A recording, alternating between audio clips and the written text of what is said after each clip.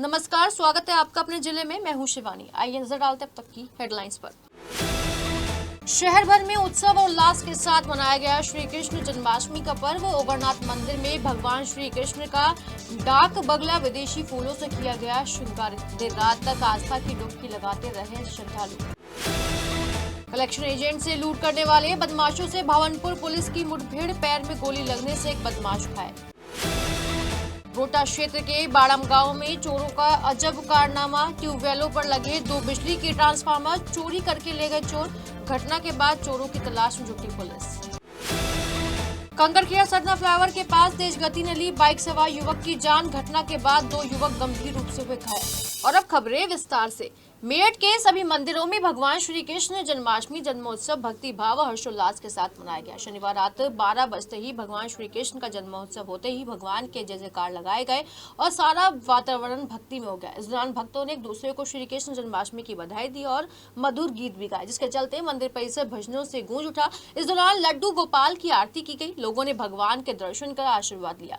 शहर के ओबरनाथ मंदिर, लालकुर्ती के शक्तिधाम मंदिर, साकेत कल्याण धाम, गोविंदपुरी और सूरजकुंड में श्रद्धालुओं की सुबह से भारी भीड़ देखने को मिली। बता दें कि मंदिरों में भगवान श्री कृष्ण के जन्मोत्सव की तैयारियां दिन में ही पूरी कर ली गई थी। मंदिरों में श्री कृष्ण के अभिषेक के लिए दूध दही की व्यवस्था भी की गई थी। भक्तगण लड्डू गोपाल को झूले में झुलाने के लिए ललायित दिखाई दिए। वहीं मंदिरों में भोग के लिए विशेष व्यंजन तैयार किए गए, जिसके बाद में श्रद्धालुओं में प्रसाद के रूप में वितरित किया गया।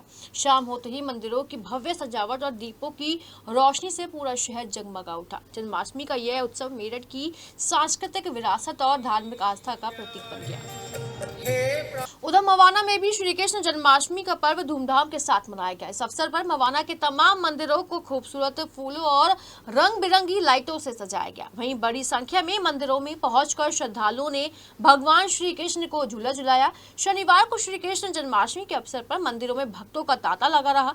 सुबह से ही भक्तों ने व्रत रखकर जन्माष्टमी का पर्व मनाया। मवाना कस्बे के श्री बड़ा महादेव मंदिर, श्री मंदिर महामाई, श्री शिव मंदिर, गुड़ मंडी, प्रीतनगर, माँ दुर्गा मंदिर, प्राचीन भैरवगिर मंदिर, बीबिया वाला मंदिर, चौड़ा कुआ मंदिर, दुर्गा माता मंदिर, दयानंद बाजार को मंदिर कमेटी ने लाइटों से भव्य रूप से सजाया। वहीं इस दौरान मंदिरों में भगवान श्री कृष्ण के भजनों ने समा बांध दिया।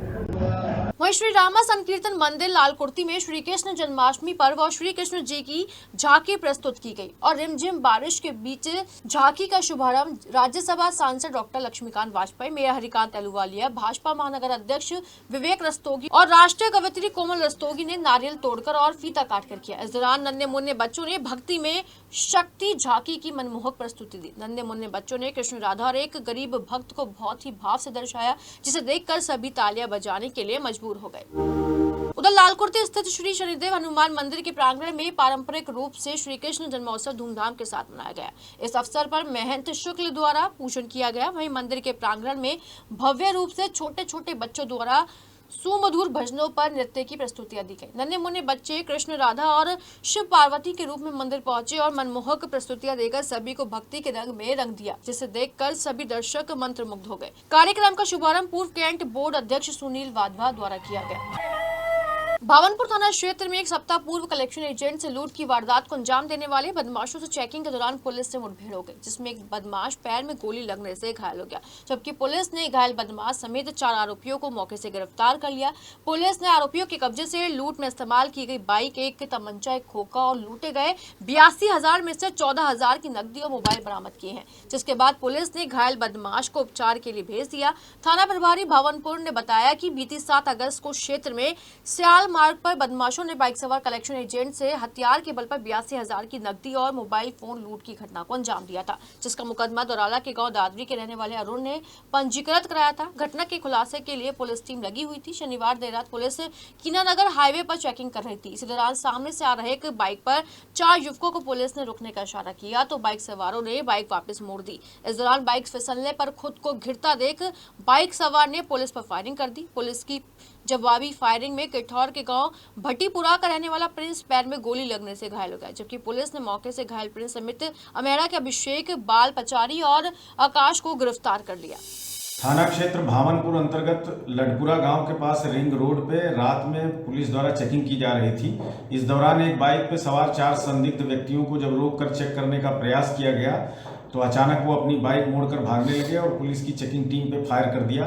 पुलिस द्वारा की गई जवाबी आत्मरक्षार्थ फायरिंग में इनमें से एक बदमाश घायल हुआ है, जिसकी पहचान थाना क्षेत्र किठौर के भट्टीपुरा निवासी प्रिंस नामक व्यक्ति के रूप में हुई है, जिसे घायल अवस्था में उपचार हेतु अस्पताल भेजा गया है। इसके 3 अन्य साथी आकाश, शोभित और अभिषेक, ये तीनों भी भागने का प्रयास कर रहे थे, जिन्हें कॉम्बिंग करके पुलिस की टीम द्वारा गिरफ्तार किया गया है।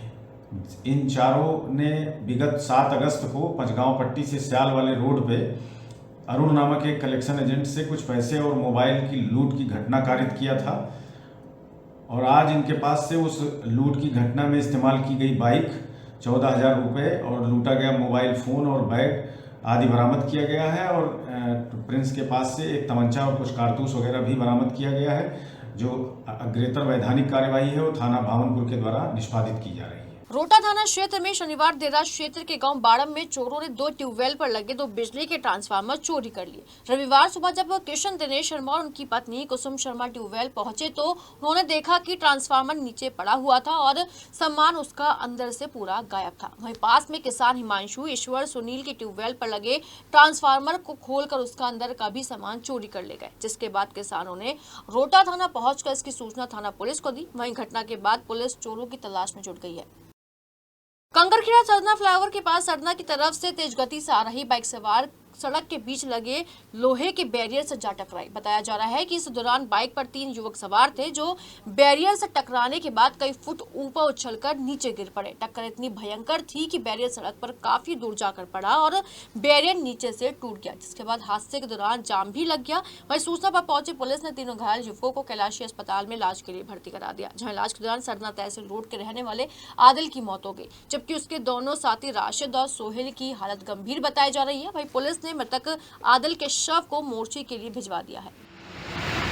आर्य समाज स्थापन नगर के रविवार सत्संग में जन्माष्टमी के उपलक्ष्य में आप्त पुरुष योगेश्वर कृष्ण व्यक्तित्व एवं तित्व विषय पर कार्यक्रम का आयोजन किया गया। इस दौरान राजेश सेठी ने कहा कि महर्षि दयानंद सरस्वती ने योगेश्वर कृष्ण को आप्त पुरुष भी कहा गया है, क्योंकि उन्होंने जीवन में कोई पाप कर्म नहीं किया। उनके चरित्र का चित्रण महर्षि वेदव्यास ने महाभारत आदर्श आर्य के रूप में किया है। योगेश्वर कृष्ण की महानता का वर्णन करते हुए सभा पर्व में राजसूय यज्ञ में सर्वोच्च स्थान देने के उपयुक्त बताते हुए पितामह भीष्म ने वेदांगों का ज्ञाता और इस काल में सर्वाधिक बलशाली व्यक्ति कहा है। कृष्ण सारे जगत को मार्गदर्शन करने वाले हैं, वो प्रेरणा देता है, हमारे जीवन को दिशा देता है। अब कृष्ण के जीवन को जब हम देखेंगे तो आप पाएंगे कि उसके जीवन में महर्षि हो सकता है क्या? कोई ऐसा व्यक्तित्व गुरु हो सकता है? नहीं हो सकता, क्योंकि शिष्य को गुरु अपना मार्गदर्शन देता है अपने व्यवहार से, अपने आचरण से। और श्री कृष्ण के जीवन में जो आचरण को आप देखते हैं, कैसे दृष्टि से देखिए। कृष्ण वंदे जगत गुरु, वह कृष्ण जो इस जगत के गुरु हैं, मैं उनकी वंदना करता हूँ। और निश्चित रूप से कृष्ण वंदनीय है, इसमें कोई संशय नहीं। वह गुरु भी है, इसमें भी संशय नहीं। कृष्ण सारे जगत को मार्गदर्शन करने वाले हैं, वो प्रेरणा देता है, हमारे जीवन को दिशा देता है। अब कृष्ण के जीवन को जब हम देखेंगे तो आप पाएंगे कि उसके जीवन में महर्षि। जानी थाना क्षेत्र के 2 दरोगाओं पर अवैध वसूली करने का आरोप लगा है। सिसौला बुजुर्ग क्षेत्र के रहने वाले मुरसलीन ने बताया कि जानी थाने पर तैनात भगवती प्रसाद और सूर्य प्रताप दरोगाओं पर 2 लाख रुपए की वसूली का आरोप लगाया गया है। मुरसलीन ने बताया कि गाँव के ही रहने वाले इमरान के घर पर बैठकर मुझसे की गई 2 लाख रुपए की मांग मुरसलीन नाम के व्यक्ति ने वीडियो बनाकर सोशल मीडिया पर वायरल मुख्यमंत्री योगी आदित्यनाथ से लगाई गुहार। मुरसलीन ने बताया कि गांव के ही निवासी इमरान के फोन से भगवती प्रसाद दरोगा ने मुझे फोन किया और कहा कि इमरान के घर पर आ जाओ। जैसे ही मैं इमरान के घर पर पहुंचा तो मुझसे 2 लाख की वसूली की गई और कहा कि तुम्हारे खिलाफ एक प्रार्थना पत्र आया है, इसे खत्म करना है तो हमें दोनों दरोगाओं को 2 लाख रुपए दे दो और नहीं दिए तो तुझे और तेरे बेटे को झूठे मुकदमे में जेल भेजने की धमकी भी दी गई है। भगवती प्रसाद है दरोगा, ये सूर्य प्रकाश है दरोगा, जानी थाना है। रात इमरान के यहाँ पे मुझे बुलाया गया था, शादी वर्दी में थे दोनों दरोगा, भगवती प्रकाश था और कहने लगे तेरे नाम का ही कागज है, या तो 2 लाख रुपए दे कितने तेरे नाम का मुकदमा करेंगे। मेरे पे कोई मुकदमा नहीं है जी, डेली का खाने कमाने वाला हूँ, मुझे कोई दिक्कत नहीं किसी बात की भी। अगर मेरे लड़के उन्हें वहाँ जाकर गई हम पे सब कुछ है तो उसे भी धमकान लगे। वेस्टर्न रोड स्थित सनातन धर्म इंटर कॉलेज के मैदान पर चल रहे अंडर 14 और अंडर 17 हॉकी लीग प्रतियोगिता में शनिवार 2 मुकाबले खेले गए। प्रतियोगिता का पहला मुकाबला एसडी ब्लू और जूनियर यंग्स टीम के बीच खेला गया। मैच में जूनियर यंग्स की टीम ने एसडी ब्लू की टीम को 1-0 से पराजित कर मैच में जीत दर्ज की। मैच के 32वें मिनट में निष्कर्ष ने निर्णायक गोल पर अपनी टीम को जीत दिलाई। वहीं 17 वर्षीय वर्ग में प्रतियोगिता का दूसरा मुकाबला विजन एकेडमी और डीएवी की टीम के बीच खेला गया, जिसमें विजन एकेडमी की टीम ने डीएवी की टीम को 2-1 से पराजित कर जीत हासिल की। मैच में विजन एकेडमी की टीम की तरफ से आदेश और कार्तिक ने अपनी टीम के लिए एक गोल किया। वहीं डीएवी की टीम की ओर से एकमात्र गोल तनिष्क ने अपनी टीम के लिए किया। मैच से पहले मुख्य अतिथि के रूप में पहुंचे दंत रोग विशेषज्ञ डॉक्टर अर्जित विहान ने खिलाड़ियों से परिचय प्राप्त कर उनका उत्साहवर्धन किया। इस दौरान हॉकी प्रशिक्षक जोगेंद्र सिंह ने बताया कि प्रतियोगिता का फाइनल मुकाबला रविवार को खेला जाएगा।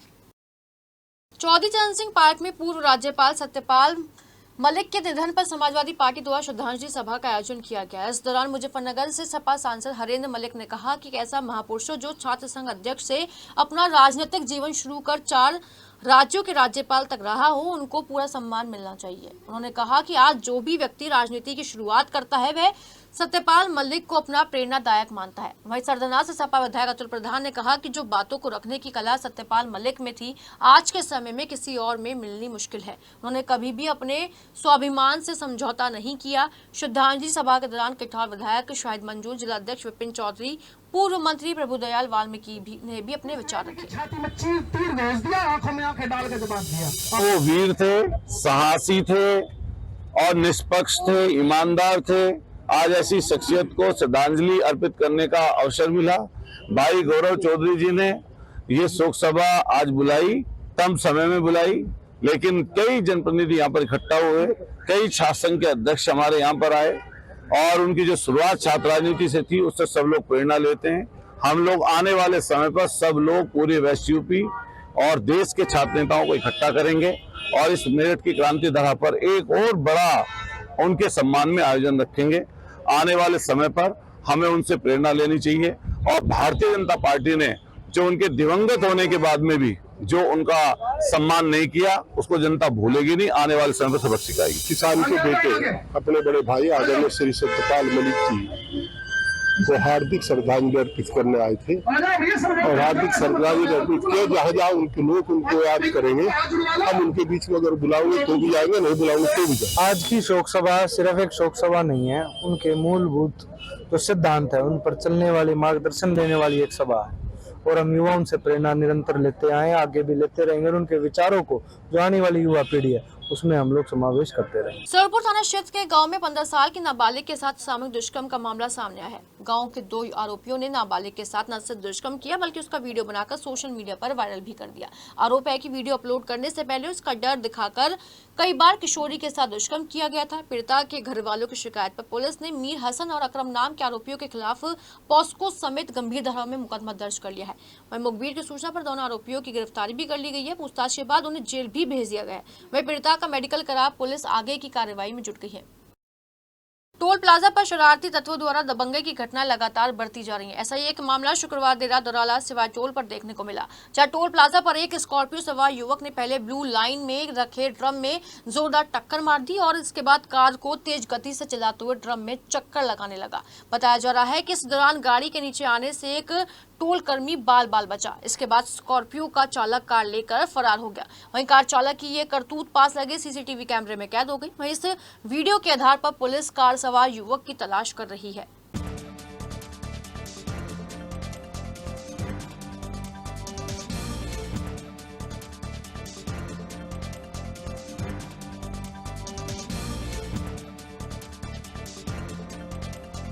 असहाय का सहारा सेवा सोसाइटी के दर्जनों सदस्यों ने कमिश्नरी चौराहे पर प्रदर्शन किया। इस दौरान उन्होंने बेजुबान जानवरों पर हो रहे अत्याचार को बंद करने की मांग की। सोसाइटी की सचिव अंतरा एलावत ने कहा कि असहाय का सहारा सेवा सोसाइटी पिछले काफी समय से आवारा कुत्तों की देखरेख करने का कार्य करती है, ताकि इन बेजुबान जानवरों को भी रहने, खाने पीने और चिकित्सा की सुविधा मिल सके। लेकिन देखा जा रहा है कि पिछले कुछ दिनों से आवारा कुत्तों के साथ अमानवीय व्यवहार किया जा रहा है, जिसका हम सभी पुरजोर विरोध करते हैं और बेजुबानों के अधिकारों की रक्षा की मांग करते हैं। उन्होंने कहा कि कुत्तों को दोषी ठहराना बंद किया जाए, क्योंकि सरकार और नगर निगम के पास पशु संरक्षण के लिए योजना बजट मौजूद होने के बावजूद उनका सही उपयोग नहीं किया जा रहा है। जबकि सबसे अहम बात यह है कि वर्ष 2022 से 25 तक दिल्ली, राजस्थान और गोवा में भी एक भी रेबीज से मृत्यु का मामला सामने नहीं आया है।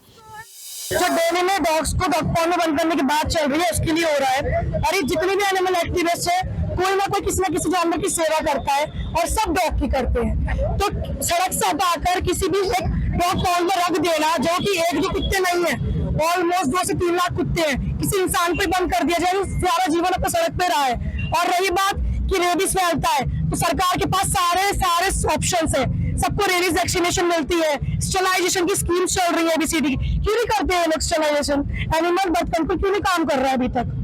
पल्लापुरम थाना पुलिस ने देर रात चेकिंग के दौरान फेज 2 से गांव दुल्हेड़ा के संजय उर्फ मेढक को अवैध शराब के साथ गिरफ्तार किया है। पुलिस ने उसके पास से शराब के 26 पौवे देशी शराब के बरामद किए। दरअसल पुलिस को सूचना मिली थी कि संजय अवैध शराब को बिक्री के लिए ले जा रहा है, जिसके बाद पुलिस ने घेराबंदी की और संजय को दबोच लिया। पुलिस ने आरोपी को आज जेल भेज दिया है। अपने जिले में फिलहाल इतना ही। आसपास की ताजा तरीन खबरों को हम आप तक पहुंचाते रहेंगे। तो फिलहाल हमें दीजिए इजाजत। नमस्कार।